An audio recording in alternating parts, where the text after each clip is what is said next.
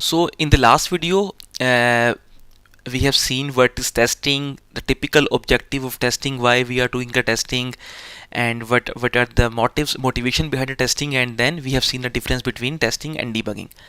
Now in this video, we will cover section 1.2, which is about why testing is necessary. So rigorous testing of component or system and their associated documentation can help reduce the risk of failure occurring during operation. You are applying the testing techniques on the component level and on the system level and even on the documentation. If the requirements are ready, just do testing on it. Like as I told you, it's a static testing or review, you can say. We will see that it in detail chapter number 3. So just apply testing. We will also see in 7 principles of testing that try to apply testing as soon as possible. So as soon as your requirements or your basic draft is ready, just review it, test it. When defects are detected and subsequently fixed, this contribute to the quality of the component or system. If you find there are some bugs in the requirement, or even there is a bug in the component level of the code, you can fix it and the quality of your whole system will be improved. In addition, software testing may also be required to meet contractual or legal requirement or industry specific standard. As we have already seen in the last video, that testing is sometimes necessary to meet the legal requirement or standards which are defined in that company, or for that particular product you have to follow some IEEE standard or ISO quality standards. So testing is also necessary for that. Now the testing's contribution to success, how the testing actually contributes to the success. So throughout the history of computing, it is quite common for software and system to delivered into operation and due to presence of defect to subsequently cause failure or otherwise not meet the stakeholder need. It's possible that software you have developed, it has some defects and not meeting the customer requirement. Maybe it has no defects in it, no bug in it, but still it is not fulfilling the customer requirement. It is of low quality. So however, using appropriate test techniques can reduce the frequency of such problematic deliveries. If we have started the testing as early as possible, then maybe the quality of our software will be increased. When those techniques are applied with the appropriate level of test expertise in the appropriate test levels and the appropriate points in the software development life cycle, like testing actually can help us. If we know, for example, for the component level we are applying a different technique of testing. For the integration testing we are applying a different technique. For the whole system we are applying a different technique, and we have some expertise from the previous projects. So as soon as you can start testing, it's good for the project. Now they are giving us some examples. Having tester involved in the requirement reviews or user story refinement. Like testers are involved as early as user story is there. User stories, what is user story? For example, a customer has come to you and asked you to develop a smartwatch which should be connected with Bluetooth with my mobile phone. So it's a user, you can say it's a user requirement, and you can make it user story. So as soon as you get the user story, you should involve the tester, high level tester or test manager, to see if this story is applicable or not. So maybe he will start designing some test cases in his mind and will tell here this requirement is correct or not. So he could detect defects in these work products. Like the first is, as soon as possible, like on the requirement level, as soon as you got the requirement or user story, tester is involved. The identification and removal of requirement defect reduce the risk of incorrect or untestable features being developed. Like tester has a mindset set of testing. So maybe if he sees this requirement, he tells that this requirement is not testable, so then this feature should not be developed as well. So you should start reviewing the documents or the user stories or the requirement software requirement specifications, SRS, as early as possible in the life cycle of any software. It will help you. So it was the requirement level. The next level is having tester work closely with the system designer. You got the requirements are ready, and now you are making the whole design of the system. That means, for example, you have a website, and then this website is you can say it's a commercial website on which you are selling some product. So maybe you have some 3 to 4 different modules. One is shopping cart, one is your product, one is user login, something like this. So you on the design level, like when you the system designer or the high level designer, he designs the whole system, and then it goes to the low level design where we work independently on the different modules. But on the system design level, tester should be involved while the system is being designed, can increase each party's understanding of the design and how to test it. If system designer is designing the system, on the same time maybe test manager or some senior member from the testing team will be involved, and like he will think in the mind, or he will discuss with a designer that I will test this whole system in that way. So from the early design of the system, he will have some knowledge. This increased understanding can reduce the risk of fundamental design. Maybe the system designer is designing a system which is not testable or which is not fulfilling the requirement. So test manager can give him the feedback that your system is not testable. So maybe then he rethinks about his design and change it, and enable test to be identified at an early stage. So if the tester is involved as soon as possible in the life cycle, then it will help to improve the product. So you should involve the tester in the requirement itself, then on the high level design, or sometime we call it as system design. Then we will come to the having tester work closely with the developer. Now we have come on the coding level or unit level, you can say. So they are also asking to involve the tester, like when the code is developed, while the code is under development, can increase each party's understanding of the code and how to test it. If tester is involved with the developer as well, starting from the requirement, he was involved with the requirement, then the system design, now in the coding. Now he knows that the code is formulated in this way. Now he will think about the test cases. This increased understanding can reduce the risk of defects within the code and tests. Like we also have this test driven development, TDD. This we will see in future in upcoming lectures. So you have to involve tester at every phase of your project, starting from the requirement collection till the testing phase itself. Having tester verify and validate the software prior to release, now it is the final duty, which we called as the dynamic testing, or you can say executing of testing. All of these, you can say, they were a kind of static testing. We were only reviewing the design as a tester, we were reviewing the code, but here we are verifying and validating the software prior to release, can detect failures that might otherwise have been missed, and support the process of removing the defect that caused the failure. Now the code is ready and tester is testing your code. Now he will give you the feedback that I have found these defects or bug or fault in the code, kindly remove it. So then developer will get the code, will debug it, will run it, and will fix the defects. This increases the likelihood that the software meets stakeholder needs and satisfy requirements. So tester has to verify and validate. Verify means the code is working properly, quality is high, quality is good, and it's fine. It's like there are no bugs. And validation mean either it is like there is no bug in the code, but still it is possible that code is not fulfilling the requirement of the customer. So you have to validate it that when it is on the customer side, it will meet the requirement of the stakeholder and customers. So this will also be done by the tester. So you see the importance of testing to success of your software, starting from the requirement and till itself the testing, like review of the requirement, review of the system design, review of the code, and then testing. The main activity of the tester, actually the executing test cases, helps to improve the quality of your product. So in addition to these examples, the achievement of defined test objectives that we have already seen contribute to overall software development and maintenance success. When your software is ready, you have delivered it, then maybe in the future you need to maintain it. We will see this maintainability testing as well. You need to maintain it. So for that as well, if your testing is good, you have good test suites, good test procedures, it will help you in the future as well. Now we will come to the next in section 1.2. there is a subsection quality assurance and testing. Just for your introduction, actually we have a big term which is called quality management. Quality management includes quality assurance and quality control.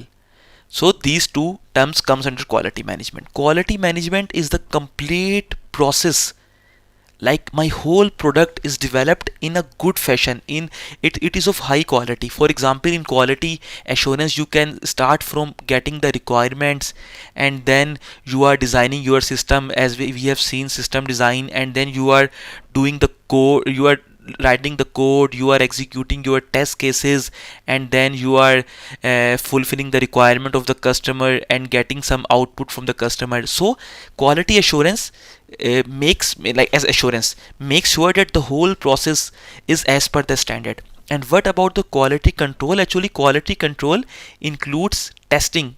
It like a kind of, you are doing the testing and you are checking that your product is working in it or not. So actually you can say itself quality control is a subset of quality assurance. Now we will see, while people often use the term quality assurance or just QA to refer the testing, quality assurance and testing are not the same. Quality assurance and testing are different things.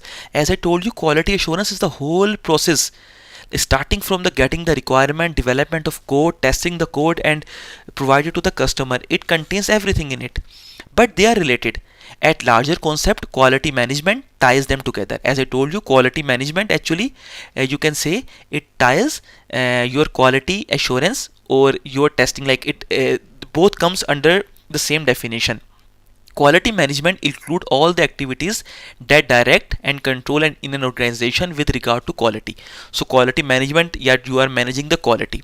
Among other activities, quality management include both quality assurance and quality control. Quality assurance and quality control. So quality assurance is typically focused on adherence to proper process. Like you in quality assurance, the department which is QA, they make sure that your process is going smoothly as per the standard in order to provide confidence that the appropriate level of quality will be achieved. When processes are carried out properly, the work product created by those processes are generally of higher quality. So quality assurance, whenever you are getting a requirement from the customer, quality assurance is there. When you are designing a system design or high level, tester should be involved. You are reviewing the design, you are reviewing the requirement, you are reviewing the code, everything. This whole process comes under quality assurance, which contribute to defect prevention. So if you are making this process smoothly under the team of QA, then you will make sure that on every level of your software development lifecycle, you have a good quality process. In addition, the use of root cause analysis, this we will see in upcoming topic, to detect and remove the causes of defect, along with the proper application of the finding of the retrospective meeting to improve process, are important for effective quality assurance. That, for example, if you find a bug, then you go to the root cause. Like for example, if you find a bug in the code, then maybe you will debug it and find the bug and remove it, but go to the root cause. Why developer has coded in that way? Maybe he got the wrong requirement. So that is called root cause analysis. We will see this in upcoming section. So that was quality assurance, which makes sure process is smooth. Quality control involves both various activities, including test activities, support of the achievement of the appropriate level of quality. Like quality control is more about testing activities and the support of the achievement of appropriate level of quality. You test on different levels. Component quality is good, module quality is good, integration quality is good, system quality is good. Test activities are part of the overall software development or maintenance process. So, since quality assurance is concerned with the proper execution of the entire process, quality assurance support proper testing. So actually, you can say that quality control is a subset of quality assurance. Quality assurance is a smooth or complete process, and inside quality assurance we have testing activities, which is called quality control. So as described in section 1.1.1, 1.2.1, testing contribute to the achievement of quality in variety of ways. So just to summarize it, actually quality management contains both of quality assurance and quality control. So quality assurance is about the whole smooth process, starting from getting the requirement from the customer. Are they good? Just review them. Then high level design is good, review it on the same time. Then low level design is fine, review it. Then start the coding. Coding is good, yeah, then start unit testing. We will see all of them in the upcoming chapters. Component testing, unit testing, for example, integration testing, system testing, acceptance testing. So the whole process is going as per the quality standard. This is being done by quality assurance. And quality control include activities like testing activities, achievement of appropriate level of quality. So just remember these two terms. Now we will come to a term which is error, defects and failure.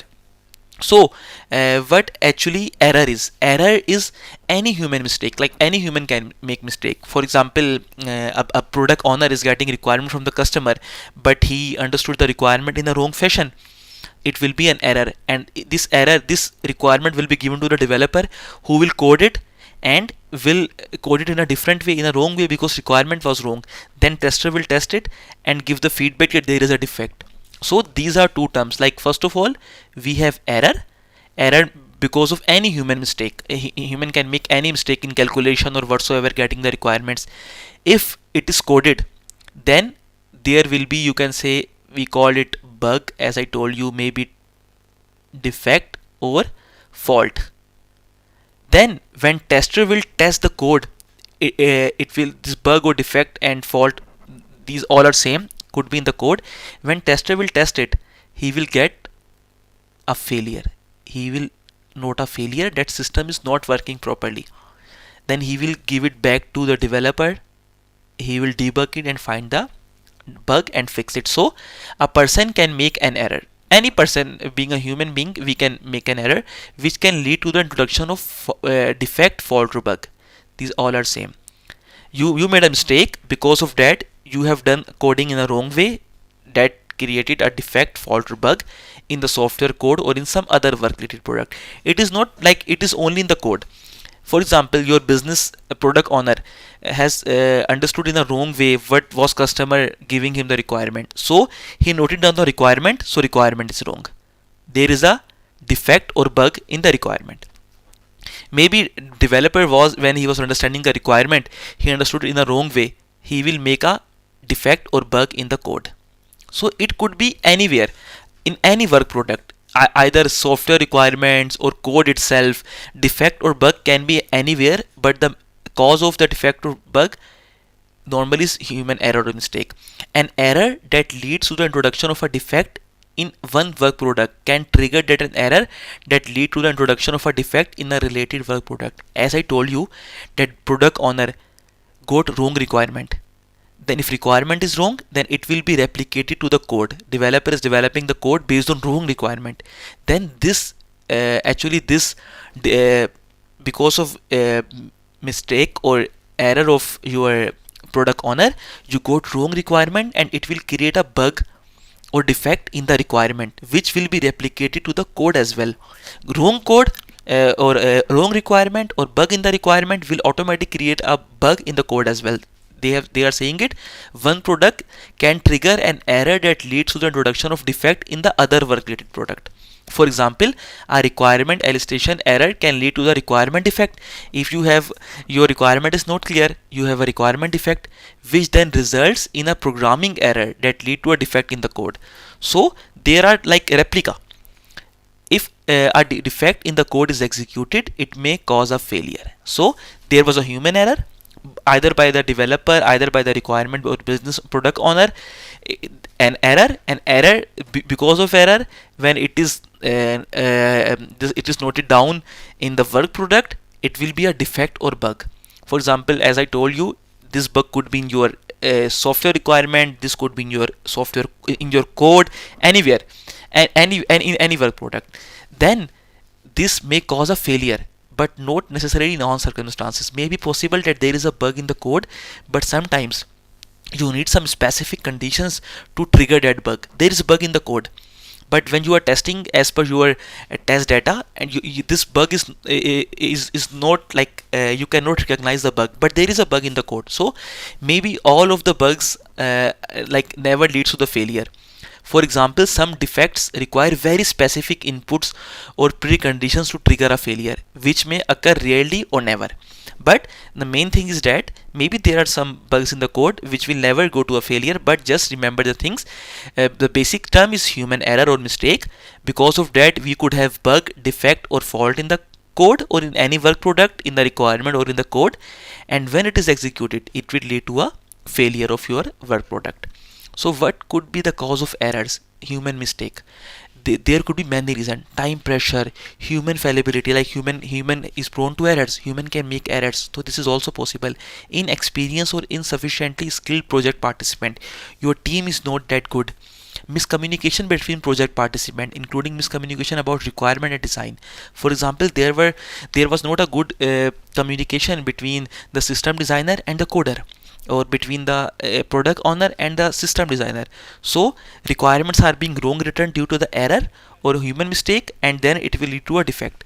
So even the complexity of the code, design, and architecture underlying problem to be solved, or technology, which maybe technology is the new, that can also, you need to understand the new technology, but like you need some time, the architecture is bit complex, so maybe you will make some error which will create the defect or fault or bug.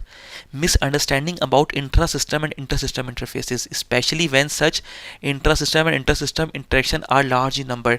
Maybe you are not able to understand the system integration, you are not able to understand exactly how the system are interacting, so you can misinterpret it, and you make some error in the integration of the system that will lead to a defect. Even new or unfamiliar technologies, maybe you have worked with some like some microcontroller which was of 16-bit, and now you are working on 32-bit, and the clock behavior is totally different in both of them. So some new technologies can also lead to this error, defect, or failure. In addition to failures caused due to defect in the code, failure can also be caused by environmental conditions.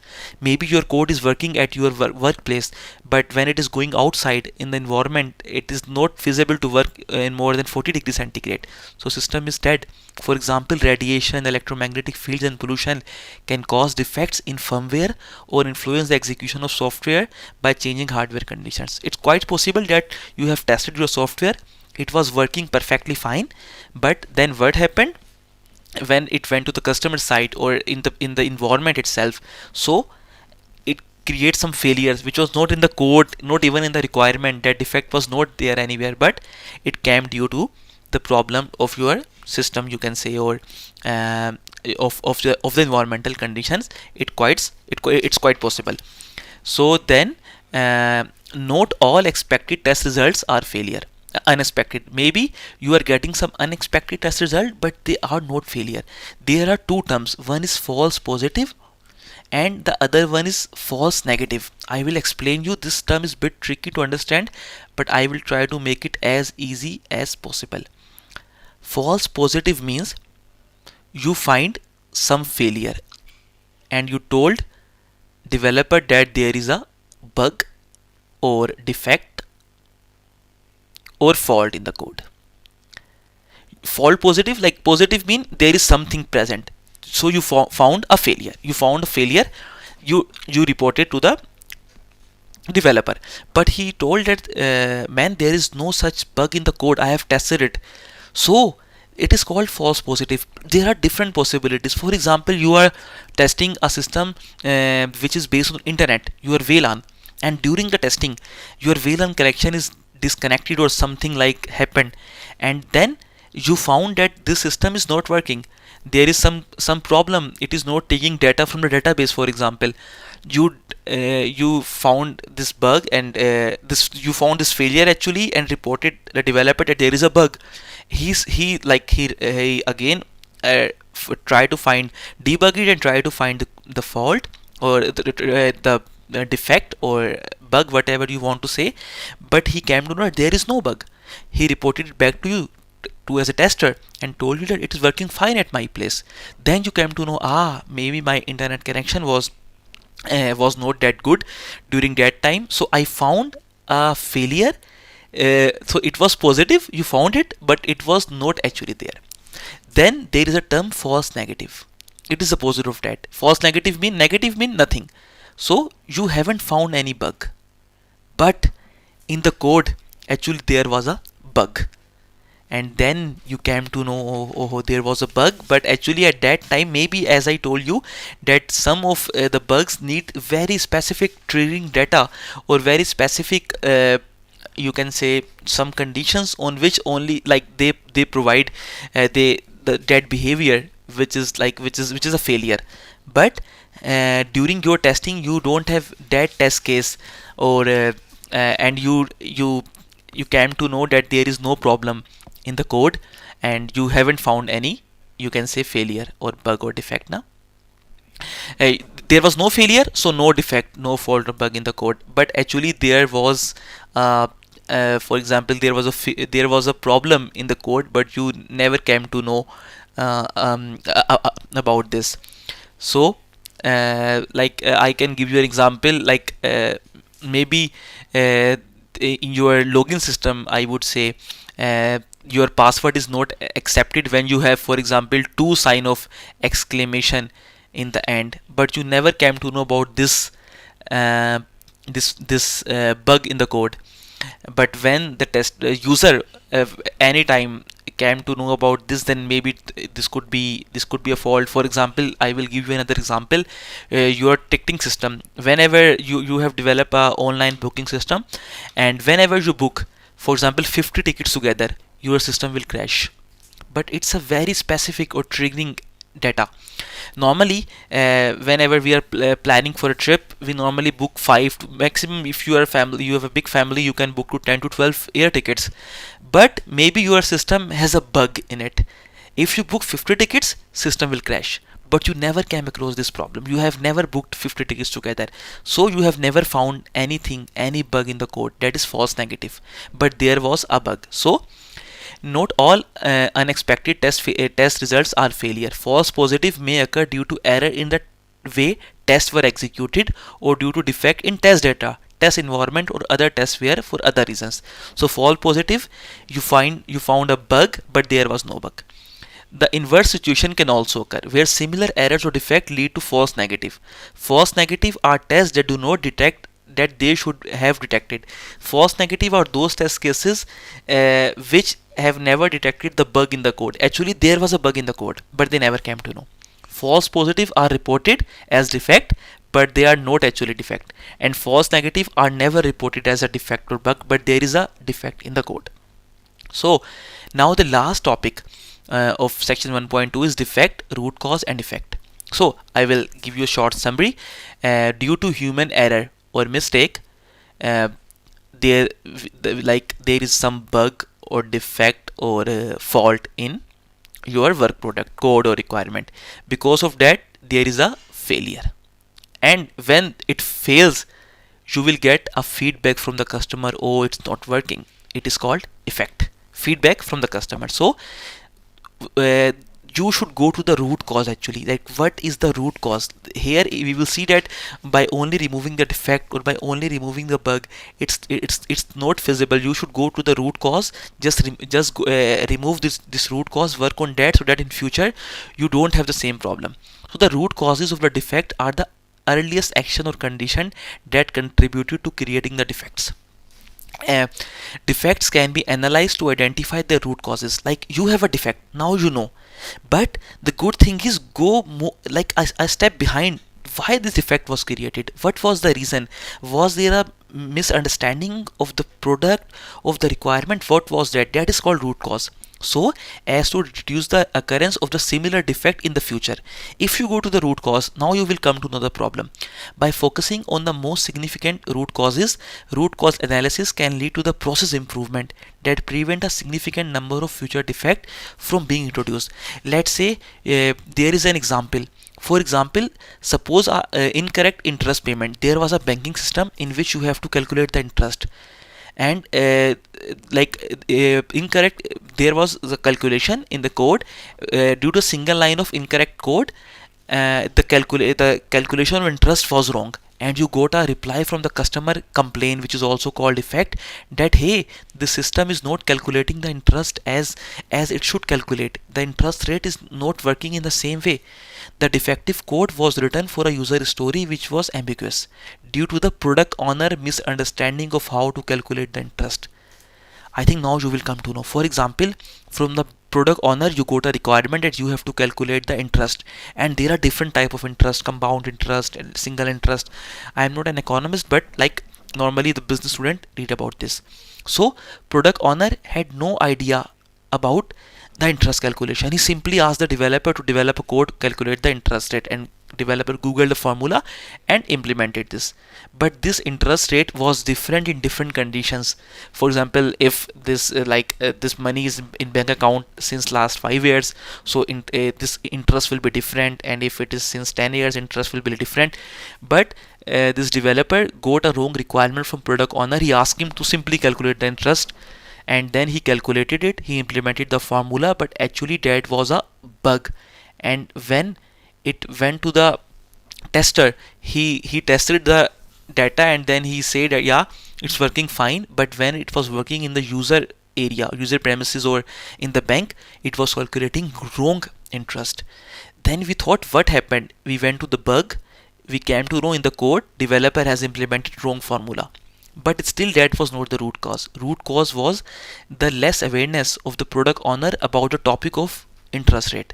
So if a large percentage of defect exists in the interest calculation, and these defects have their root cause in the similar understanding, the product owner could be trained in the topic of interest calculation to reduce such defect in the future. So root cause is going to the root cause, as the term says, going to the root cause, the main problem, why actually this problem happened.